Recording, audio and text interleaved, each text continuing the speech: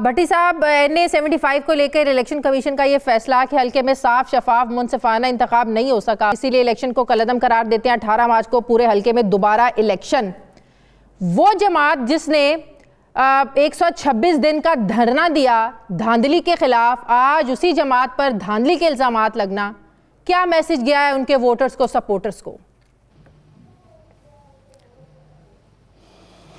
देखिए, पहली बात तो ये है कि ये इंडो पाक की टिपिकल सियासत है, वो रोंदू सियासत, और क्या उसको कहते हैं कि जो हार जाता है हार ना मानने वाली सियासत। अब आप इस डस्का को एक लम्हे के लिए, बल्कि 10 सेकंड के लिए अगर आप रखें तो आप कुरम में जाएं तो मौलाना साहब ने आज कहा है कि मैंने वहाँ जाली वोट्स देखे। नौशहरा में जाएं तो वहाँ परवेज़ खटक साहब कह रहे हैं वहाँ भी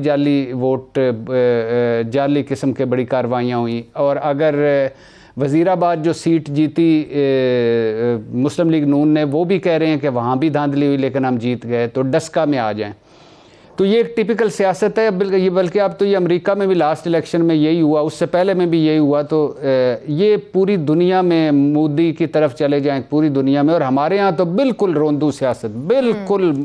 और इसमें ये जो दोनों जमातें हैं, ये कमाल का इसमें अबूर हासिल इनको रहा। IGI और छांगे मांगे और पता नहीं क्या क्या ये किया। दुख कहाँ होता है? दुख वहाँ होता है कि जहाँ अब आप एक ऐसी जमात जिसने 22 साल आपको कहा था, इमरान खान साहब ने कहा था कि मैंने अपनी गेम में थर्ड एम्पायर को मुतारफ़ कराया।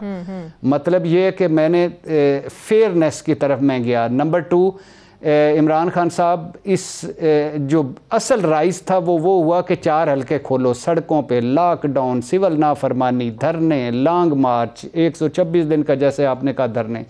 तो उसके बाद उनके जो शेर जवान हैं या जो वो उनके हाथों से ये इस पे अगर फोकस करें तो इसमें अच्छा फ़ैसला किया इलेक्शन कमीशन ने। दो इसके पहलू हैं। नंबर 1 पहलू ये है कि क्या 2 इलेक्शन मुकम्मल होना चाहिए था। इलेक्शन कमीशन के पास 2 ऑप्शन थे, या 20 या 15 या 17 जो पोलिंग स्टेशन उन पे दोबारा। तो उन्होंने अच्छा दलेराना फैसला किया, पूरा इलेक्शन करवा दिया। दूसरा इसका जो पहलू है वो पहलू है कि ये किया किसने है।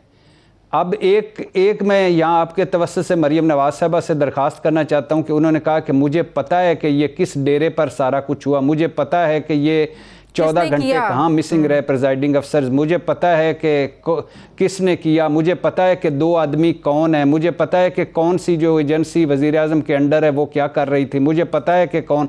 तो अब वो जो सारे पते हैं ना, अब वक्त आ गया है वो जज अरशद मलिक वाली वीडियो वाला ना बनाएं, बल्कि इसको पेश करें और ये दूध का दूध और पानी का पानी हो, ताकि आसानी हो जाए इलेक्शन कमीशन के लिए और हम सारों के लिए भी। सही। अब ये है कि इससे क्या साबित हुआ कि पूरे हल्के में पोलिंग दोबारा होने से क्या खुशदिली से फैसला कबूल करते और इतना कॉन्फिडेंट थे कि हम लोग जीत रहे थे तो दोबारा इलेक्शन लड़ लेते। जिस वोटर ने पहले इनको वोट दिया दोबारा भी PTI को वोट देना था, अपील में जा रहे हैं।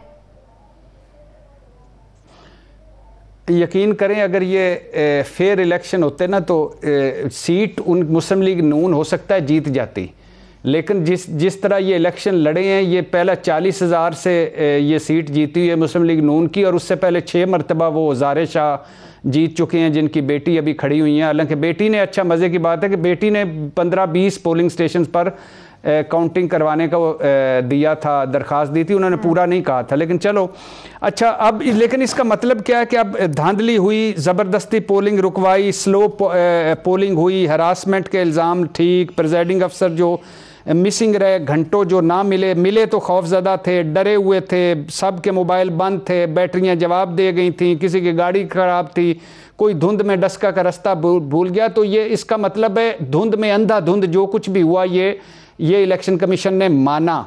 और पुलिस खामोश तमाशाई थी, बुज़दार साहब की इंतज़ामिया जो है उसने इलेक्शन कमीशन का साथ नहीं दिया। और अब मसला क्या है? मसला ये है कि ये मोरे हैं, ये जो आपने कहा ना चीफ सेक्रेटरी और IG पंजाब को तलब कर लिया, ये एक लेपा पोती है।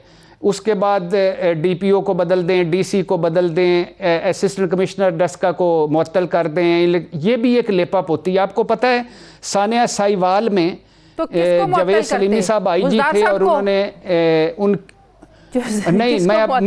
मैं बताता हूँ उसमें ये है कि सानिया साहिवाल में जवेद सलीमी साहब आईजी थे और उन्होंने पहली प्रेस रिलीज क्या जारी की थी, दहशतगर्द मारे गए बच्चों के सामने माँ बाप मार के, और वो ग्रेड 22 में चले गए। राय ताहिर साहब सीटीडी के हेड थे, वो आईजी बलूचिस्तान लगे हुए हैं। सानिया मॉडल टाउन में जितने अफसर थे सारों की प्रमोशन हो गई। श्रीलंकन क्रिकेट टीम का जो वो सारे जो इन्वॉल्व थे सब अच्छी पोस्टों पे हैं। जो चर्च जलाने में वो जो पुलिस और जो वकीलों पर हमले में जो पुलिस अफसर मुअत्तल हुए थे सारे अच्छे हैं। करना क्या चाहिए? मास्टरमाइंड कौन है? इनको करवाया किसने है? किसके सामने डीपीओ बेबस थे? किसके सामने डीसी बेबस थे? किसके सामने ये प्रिजाइडिंग अफसर पेश हुए थे? ये 14 घंटे कहां रहे? तक पहुंचना चाहिए। उसका जिक्र ही नहीं था आज की जजमेंट में। बुज़दार हुकूमत को इसकी बुज़दार हुकूमत, यही तो मसला है ना। अब ये क्या करेंगे? ये चंद दिन के बाद मुअत्तल रहेंगे, 10 दिन मुअत्तल रहेंगे, 2-4 महीने मुअत्तल रहेंगे, 1 महीना मुअत्तल रहेंगे, उसके बाद दोबारा कहीं ना कहीं लग जाएंगे। लेकिन कारकर्दगी पर पंजाब हुकूमत और ये जो ही सिविल एडमिनिस्ट्रेशन पर बड़े सीरियस क्वेश्चन उठे हैं। अच्छा, 2013 का इलेक्शन कमीशन भी हमें याद है। 126 दिन का धरना, 4 इलेक्शन खोलने का मुतालबा इलेक्शन कमीशन ने वो नहीं माना था, मुस्तरद कर दिया था। आज हम का इलेक्शन कमीशन को आप कहते हैं कि आज का हमारा इलेक्शन कमीशन ज्यादा बाइख्तियार, ज्यादा मजबूत है।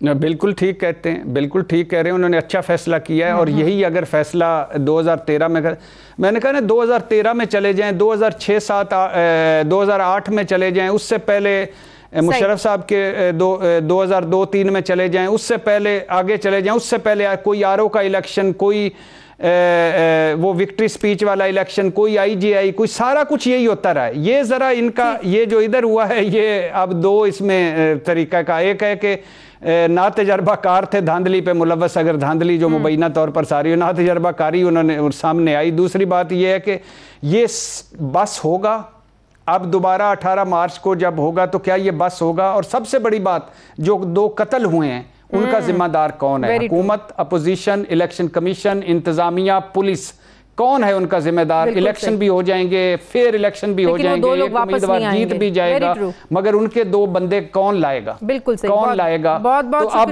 बात यह है कि इसके बाद बल्दियाती इंतखाबात हैं, बात यह है कि इसके बाद जनरल इंतखाबात हैं, तो ये इनके लिए भी कुछ करना होगा। खौफ आता है सुनकर, देखकर। बिल्कुल सही, बहुत बहुत शुक्रिया। सीफी तजियाकार इरशाद भट्टी साहब मेरे साथ।